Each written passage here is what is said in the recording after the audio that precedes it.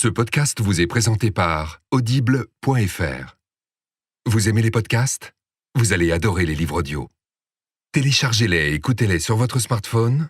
Avec l'offre d'essai, le premier livre audio est offert sur audible.fr/slate.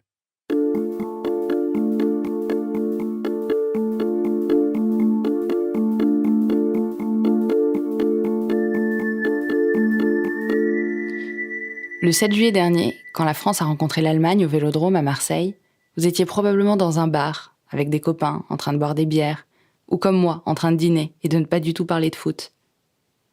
Quand la France a marqué 1, puis 2 buts, vous avez sans doute applaudi, un peu crié, vous vous êtes resservi une bière, et puis vous êtes allé vous coucher ou faire la fête. Il y a peu de chances que vous ayez été, ce soir-là, dans l'état de Philippe. Philippe, il attendait ce match depuis 34 ans. Pour lui, ce n'était pas juste un match qui se jouait, c'était son histoire, sa relation à son père, sa famille, son lien à ses racines. Peu de gens ont dû suer comme Philippe pendant France-Allemagne. Alexandre Moniol était avec lui et a recueilli son histoire pour Transfert. Ils arrivent pas, regardez, ils arrivent pas là les gars. Je tiens plus. Putain, mais je suis en sueur là. Avant de dormir, je vais me prendre une méga douche, je pense. Pouh. C'est fini, il dégage, c'est fini. On y est. 34 ans que j'attendais ça ce soir. Ça y est! Ça y est! On l'a eu. Ah putain, c'est jouissif. C'est trop bon. Je pensais que j'allais pleurer, j'ai même pas pleuré finalement. C'est plus de la délivrance, ouais.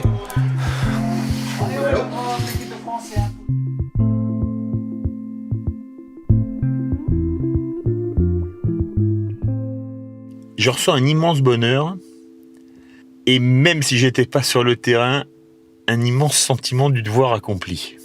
C'est un peu le sentiment que j'ai eu quand j'ai eu mon bac. On se sent soulagé à la fin.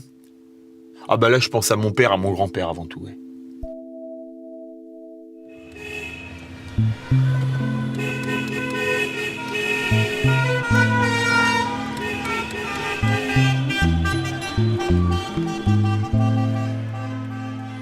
L'histoire de mon grand-père maternel, c'est l'histoire d'un fils de paysan breton qui naît même pas au siècle dernier, mais au siècle d'avant, puisqu'il était né en 1899, et qui donc, comme tous les enfants de cette époque, était élevé par les hussards noirs de la République. C'est comme ça qu'on appelait les instituteurs avec leurs blouses noires, avec le livre « Le Tour de France par 2 enfants », où on explique aux gamins qu'il faut reprendre l'Alsace et la Lorraine qui ont été prises par les Allemands. Et mon grand-père était un grand passionné de football. Et lui, il avait été élevé dans la haine de l'allemand, on peut appeler ça comme ça. Les jeunes Français étaient élevés dans la haine de l'allemand. Sa vie, elle a basculé quand il s'est retrouvé au front à 18 ans, début 18. Une fois, il était en train de satisfaire un besoin naturel, et il entend un obus, et il dit « Je me jette au sol parce que j'ai compris qu'il arrivait vers moi ». Et l'obus explose à quelques mètres, et comme je suis couché au sol, les éclats partent vers le haut, je n'ai rien. Et j'entends mes collègues qui crient « Les gars, Denis est tombé !» Parce que quand on disait pas « il est mort », a priori, c'était tabou. Le mot « mort » était tabou. C'était « il est tombé » ou « il est allé au tapis ». Et il dit « Denis », c'était son nom de famille, « Denis est tombé ». Et il dit « Je me relève ». Évidemment, je m'étais pissé dessus. Il n'y a pas d'autre mot sur mon uniforme. Et je n'avais rien du tout. Il dit sauf que j'étais complètement assourdi par l'obus qui avait pété à quelques mètres de moi. Et mes copains m'ont dit « c'était un miracle ». Mais il nous racontait... On a pris tellement d'obus sur la tête qu'on savait parfaitement s'il était pour tomber à 200 mètres à droite, 200 mètres à gauche. Au bout d'un moment, il dit les obus, on savait si c'était pour nous ou pas. Et mon grand-père était un homme très cultivé, passionné d'histoire, passionné de politique, de géopolitique. Et j'aimais bien aller chez lui. J'étais étudiant, j'allais souvent boire le café le midi avec lui. Il habitait à 200 mètres à pied de chez mes parents. Et là, il s'est mis à se confier. Et il me dit, tu sais, ce que j'ai fait de pire dans ma vie, c'était le nettoyage de tranchées. Je lui dis, c'était quoi ?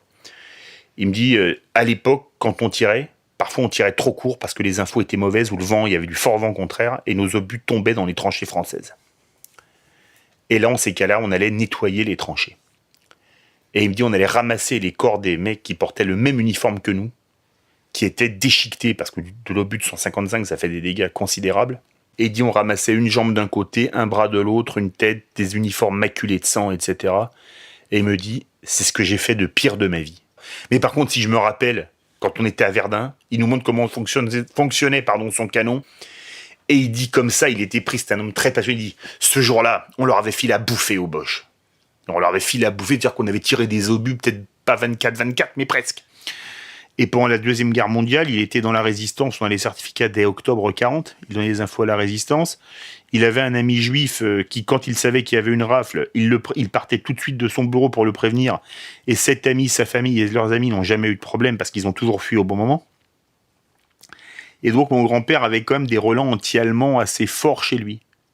C'était l'époque où l'allemand, c'était l'ennemi, c'était le Boche.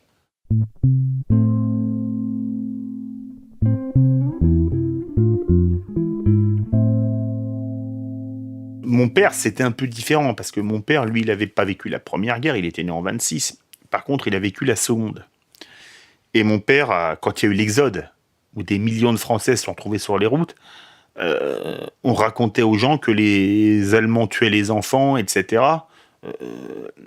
Et mon père a fui avec son frère qui avait 3 ans de plus. Donc en 40, on dit qu'il faut fuir. Donc j'ai une tante qui a 4 ans. Ma grand-mère part avec ma tante.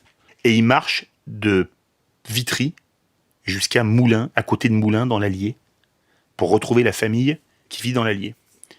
Et mon père me raconte toujours qu'ils ont mangé des racines, mangé des herbes, qu'il y avait des vipères sur les voies ferrées, mais qu'il n'y avait plus de train qui roulait, qui se sont fait mitrailler par les Allemands, par les Italiens aussi qui les ont mitraillés. Il venait de fêter ses 14 ans. Donc ça marque quand même un gamin de vivre, de se faire mitrailler, etc. Et de marcher plus de 300 km. Bon, ça n'a pas soldé les comptes avec les Allemands, parce que ma tante, donc sa sœur qui avait 50 plus, s'était mariée.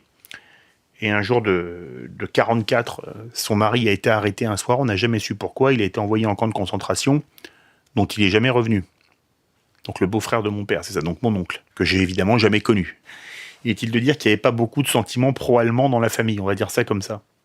Mon grand-père maternel et mon père s'adoraient. Ils s'entendaient, mais super. Alors déjà, ils avaient un moteur commun, c'était le foot. Enfin, le sport en général et le foot en particulier. Et ça fait qu'ils avaient des liens très forts entre eux. Ça, ils s'aimaient beaucoup. C'est le foot qui a fait qu'ils s'aimaient peut-être autant. Un des premiers trucs dont ils aient parlé quand ils se sont connus, c'était de foot. Et le premier truc que j'ai parlé à mon grand-père, j'ai connu mon grand-père, j'avais 11 ans, ça a été de foot. Et je lui ai dit, moi je supporte les Verts, et qui tu supportes? Et il dit, moi je supporte Nantes. Et ça a été une des premières conversations que j'ai eues avec lui. Je suis le petit dernier, donc avec mon père, on a une relation, on va dire, privilégiée. C'est lui qui me file le virus du foot et du sport. Alors, les moments fabuleux qu'on a vécu ensemble, c'est les épopées des Verts. Kiev, Eindhoven, malheureusement le Bayern 2 fois, Liverpool, etc. C'est des matchs qu'on a vécu ensemble. Mon père, était un grand passionné de football et un très très bon analyste des matchs. Le foot, c'est un des ciments entre nous deux, outre le rapport père-fils, évidemment.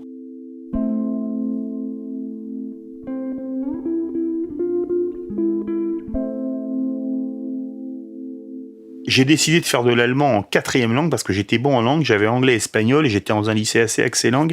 Et on m'avait dit, comme t'es très bon en langue, tu vas prendre russe, qui est le plus dur en 3e langue. Et j'ai commencé le russe en seconde, donc bon, j'ai eu 12 au bac, ce qui est pas trop mal. Et on me dit, fais allemand en option, au pire ça te rapportera des points. Donc j'ai fait allemand, parce que j'avais une correspondante allemande et je voulais pouvoir me débrouiller un peu en allemand. En fait, j'avais demandé une correspondante anglaise, et c'était IYS en anglais, c'était un truc finlandais qui trouvait des correspondants dans le monde entier, Internet n'existe pas à l'époque. Et ils se sont gourés, au lieu de m'envoyer... elle a demandé un correspondant français, ils lui ont donné moi, alors que j'avais pas demandé une allemande, mais une anglaise. Et donc je suis retrouvé avec une allemande, et ils nous disent, on était en vacances en Alsace, venez nous voir. Ils étaient à côté d'Aix-la-Chapelle, et on est allé les voir, on leur dit, venez à la Pentecôte. Et c'est par accident qu'on s'est connus. Et c'est là où mon grand-père a dit, mais vous n'allez pas recevoir des Allemands chez vous. C'était une hérésie, mais vraiment une hérésie. Il s'est dit, ma fille a pété un câble. Tu vois où on en était, encore à l'époque. Hein. Mais c'était d'autres générations, qui avaient un autre vécu, un autre passé, d'autres souffrances, que nous, on n'a pas eu. Et on a dit aux Allemands de venir, mon grand-père voulait pas les voir. J'ai eu des mots pour mon grand-père, je lui ai dit, tu sais, la guerre, c'est fini. Et j'ai dit à mon grand-père, Hitler aurait été français, les Français auraient fait exactement la même chose. Ce qui, à mon avis, est une évidence. Parce que c'était un contexte historique. C'est terrible, c'est horrible à dire, mais c'est vrai. Cette année-là, d'ailleurs, quand on est allé en Alsace, on avait visité le camp de concentration du Natzweiler Struthof. Et bon, quand on voit les horreurs qui s'y sont passées, j'oublie pas mon grand-père, là, il n'avait pas encore rencontré les Allemands, qui dit pour faire ça, il fallait être sauvage, mais surtout allemand. C'était la phrase de mon grand-père. Pour faire ça, il fallait être sauvage, mais surtout allemand. Allemand, c'était pire que sauvage, pour lui. Et il disait ça quelques semaines avant de rencontrer les Allemands. Et ma correspondante, je crois qu'il avait refusé de venir en Allemagne. Qu'il n'avait pas voulu passer la frontière.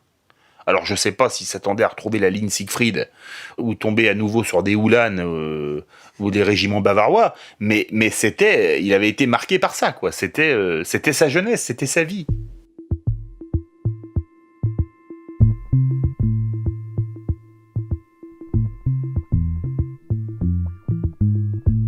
Il fait un effort peut-être pour lui surhumain.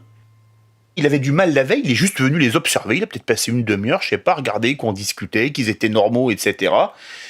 Ils ont 2 bras, 2 jambes comme nous, ils sont construits comme nous, ils ont des yeux, un nez, une bouche, 2 pieds, ils ont l'air normaux. Il a vu qu'ils n'étaient pas en uniforme, qu'ils n'avaient pas de casque à pointe, qu'ils n'avaient pas de mitrailleuse Maxim comme pendant la Première Guerre mondiale, ou de MG42 comme pendant la Deuxième, et que c'était des gens normaux, qui étaient venus en amis, etc. Il se dit finalement, ils sont comme nous. Mais ce qui pour lui n'était pas naturel, par rapport à ce qu'on lui avait appris à l'école, et ce qu'il avait vécu. Et donc ils sont venus, et là mon grand-père m'a dit, tu traduis. Et mon grand-père dit, demain j'amène le dessert. Et alors mon grand-père était très amateur de vin, et lui c'était toujours du bon vin. C'était pas de la piquette. Hein. Ça, on lui racontait pas d'histoire là-dessus. Et puis le lendemain, il est venu avec du pinard, il est venu avec de très bons desserts, etc.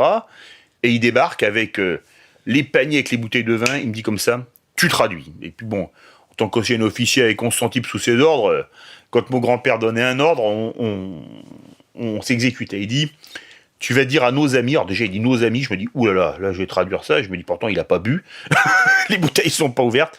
Tu vas dire à nos amis allemands qu'anciens combattants de 14-18 et de 39-45, je suis très content qu'on soit réconciliés, j'ai amené le dessert et je vais leur faire une dégustation de vin.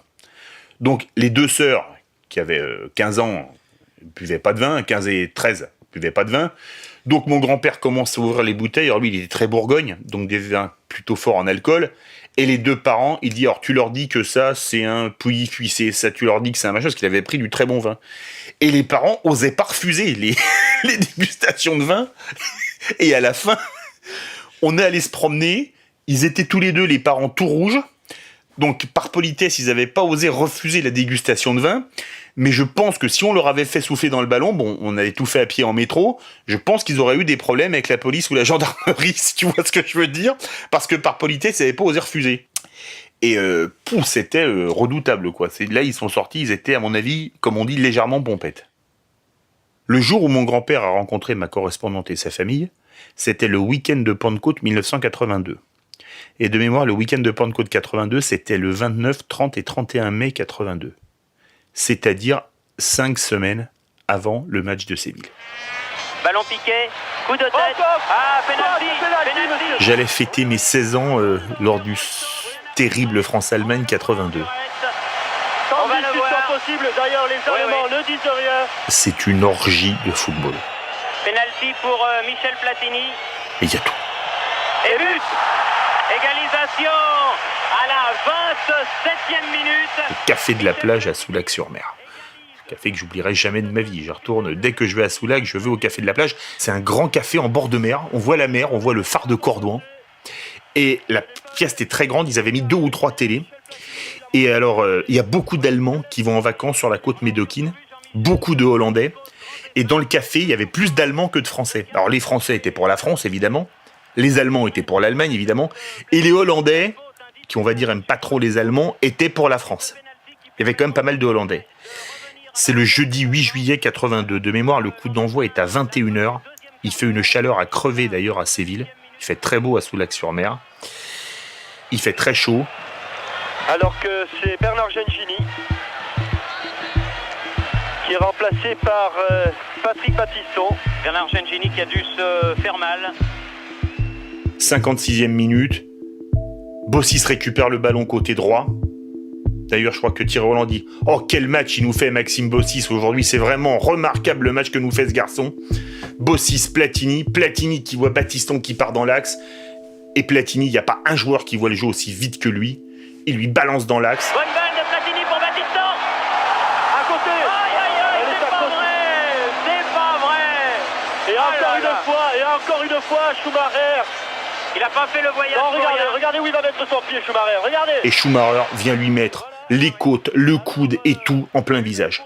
Et Battiston est inanimé à l'entrée de la surface de réparation avec des spasmes nerveux. On voit son bras qui tremble. Et le docteur de l'équipe de France, c'est le docteur Vriac, croit que Battiston est mort sur le terrain. On croit que Battiston est mort. Schumacher, il jongle nerveusement dans ses 6 mètres avec le ballon. Il s'approche surtout pas pour voir Battiston. Sur le civière. Ouais. Alors que Michel Platini tient la main de son copain. Et on pense qu'il va siffler penalty, il va mettre carton rouge, et rien, renvoi aux 6 mètres.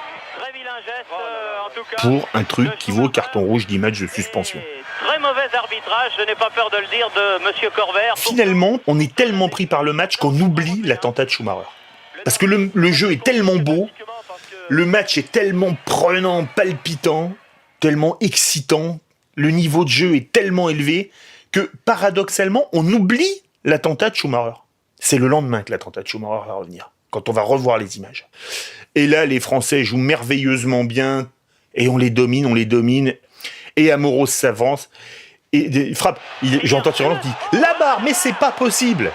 La barre, mais c'est pas possible, parce qu'on a la guine ce soir. On a la guine, ça veut pas rentrer. J'espère que ce n'est pas un signe du destin. Non, j'espère aussi.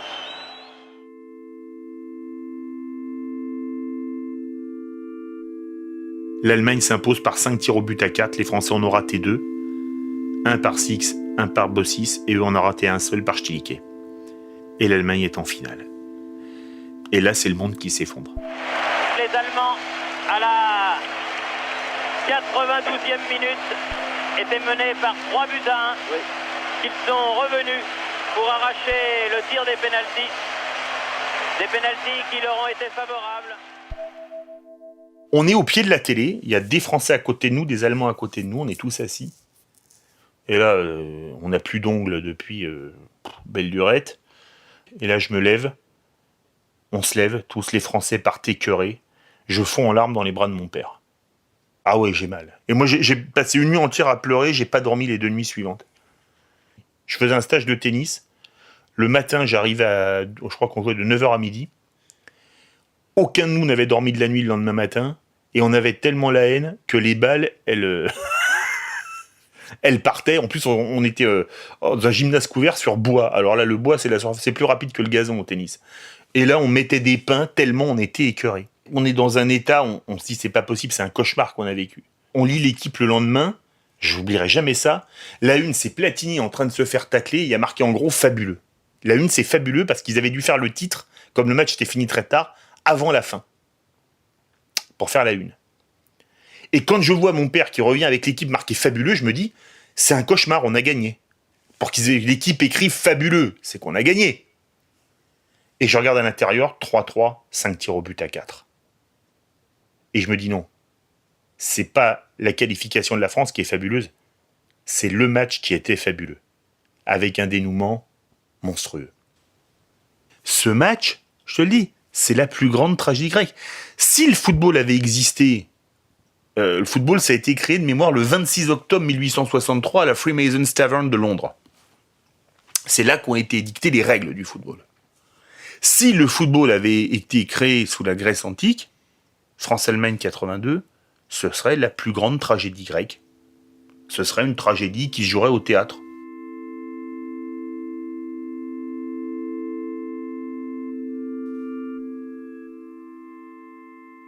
À l'ado que j'étais, il a fait découvrir la vie.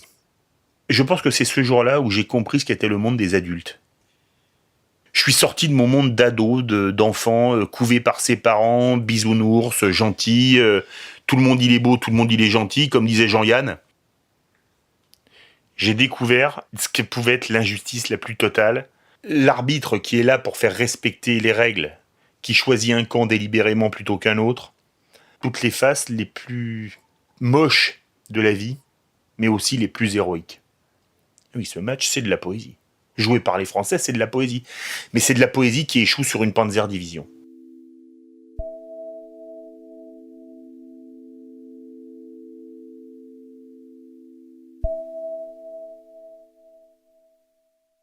Juste après le match, la relation avec les Allemands est compliquée parce que ma correspondante au téléphone me dit que Schumacher a été très fair-play, ce qui est inaudible pour moi et pour tous les Français.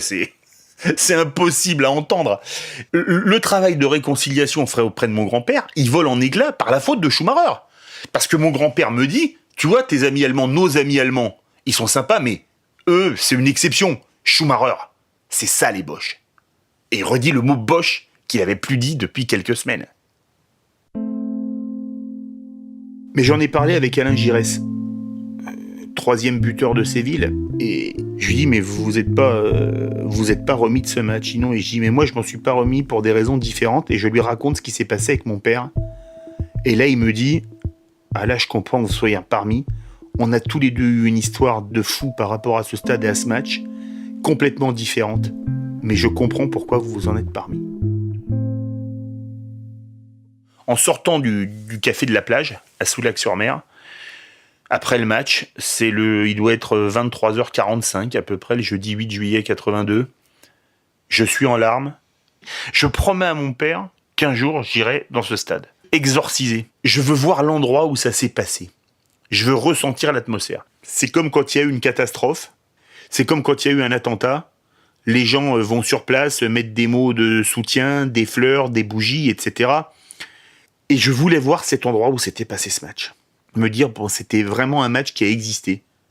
Ce stade est vrai, ce terrain est vrai, ces buts sont vrais. Cette soirée était vraie.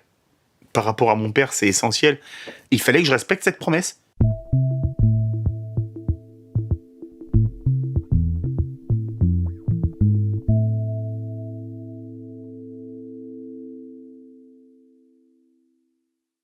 « 28 ans, 1 mois et 6 jours plus tard, je suis dans ce stade. » J'y suis allé 28 ans après. Pourquoi ? Parce que je suis allé dans toute l'Espagne, mais je ne suis pas allé à Séville avant. C'est un des rares endroits d'Espagne où je ne suis pas encore allé. C'est l'Andalousie. Et là, l'opportunité, je suis à Séville le soir où il y a un match, en plus avec le FC Séville et le FC Barcelone. Donc là, ça ne se refuse pas, c'est pas possible. On est obligé d'y aller. On arrive longtemps avant le coup d'envoi. Le coup d'envoi est tard, je crois qu'il est à 10h du soir, parce qu'en Andalousie, il fait très chaud l'été, mi-août. Et je dis à mon fils, écoute, on va manger un morceau avant, et on va découvrir l'atmosphère du stade. Donc on est en haut, en latéral, on a une vue magnifique.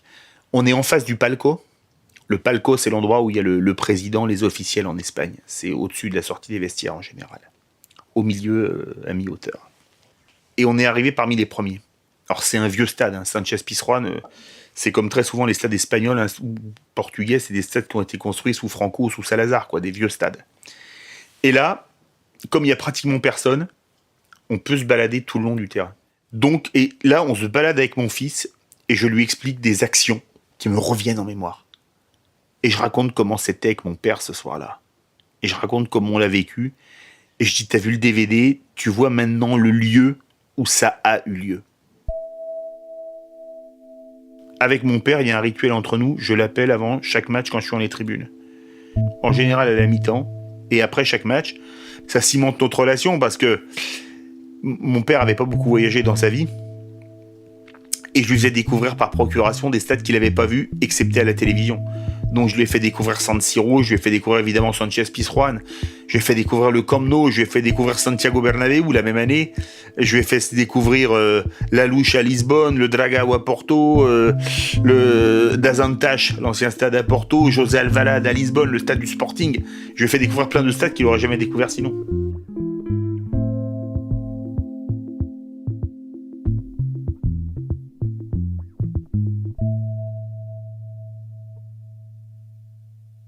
Et là, on passe un long moment au téléphone. Et je lui dis, tu vois, je suis à Sanchez-Pizjuán. Il me dit, c'est pas vrai. Et je dis, si.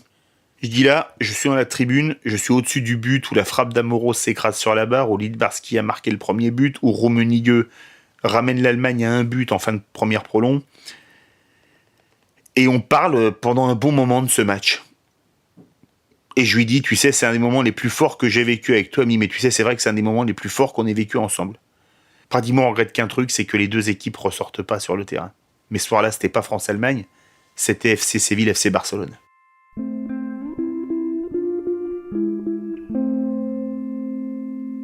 Et les hasards de la vie, je retourne voir un match quelques semaines plus tard à Toulouse, c'était un Toulouse-Lille. Alors, je vais même donner la date. C'était le dimanche 26 septembre 2010. Et ce jour-là, j'avais plus de batterie ou je sais pas quoi, j'ai pas pu appeler mon père du stade. Et le lendemain, on s'appelle, et je lui fais le résumé du match, etc. Et une demi-heure après, il est hospitalisé d'urgence pour un problème respiratoire, il n'arrive plus à respirer, et il lui reste 4 jours à vivre.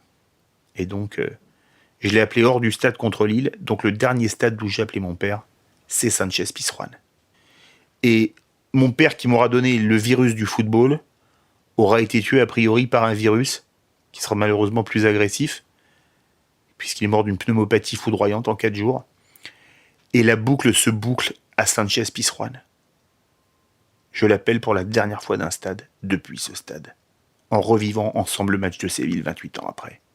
Ce match aura cimenté ma relation avec mon père, aura cimenté ma vie.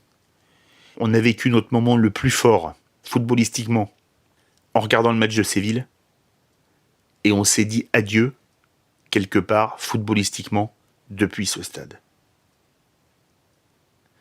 Je sais pas si c'est la cruauté de l'histoire, du destin, le signe du destin, je sais pas ce que c'est, mais c'est un signe. C'est un signe. Par contre, je sais une chose. Je retournerai à nouveau à Sánchez-Pizjuán. J'y retournerai, ça c'est sûr.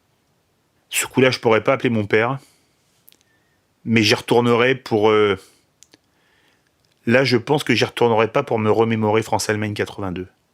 J'y retournerai pour me remémorer le dernier coup de fil à mon père depuis un stade. Ça, ouais. Je pense que je prendrai une place dans la même tribune, au même endroit, que je regarderai le ciel, que je lui dirai, tu sais, la dernière fois où j'étais là, il te restait 1 mois et demi à vivre, on le savait ni l'un ni l'autre.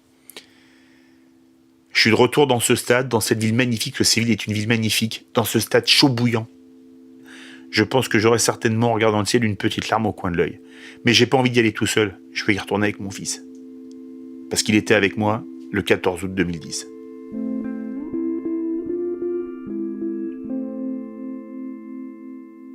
J'ai le DVD depuis des années, je l'ai même en double. Je l'ai vu je sais pas combien de fois.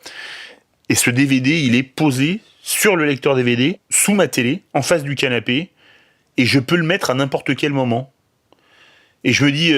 s'il me restait 2 heures à vivre, je me mettrais le DVD de France-Allemagne 82 parce que, comme chantait Daniel Balavoine, je veux mourir malheureux pour ne rien regretter. Et après avoir vu ce match à nouveau, je serais malheureux, donc vraiment je regretterais rien.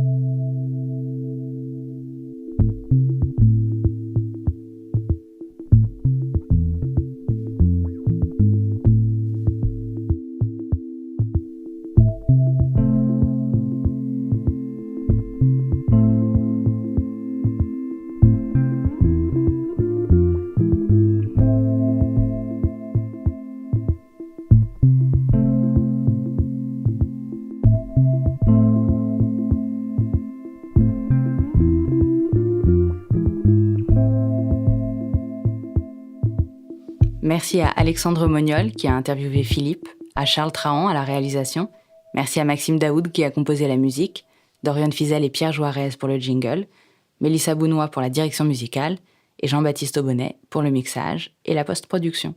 Et si vous voulez écouter le prochain épisode, vous venez sur notre site slate.fr/podcast, sur iTunes, vous tapez transfert, ou sur le site de notre partenaire Audible. Et si vous avez des histoires qui pourraient nous intéresser, écrivez-nous podcast au singulier @slate.fr. On vous lira, on vous répondra. À très vite. Ce podcast vous a été présenté par Audible.fr. Vous aimez les podcasts ? Vous allez adorer les livres audio. Téléchargez-les et écoutez-les sur votre smartphone. Avec l'offre d'essai, le premier livre audio est offert sur audible.fr/slate.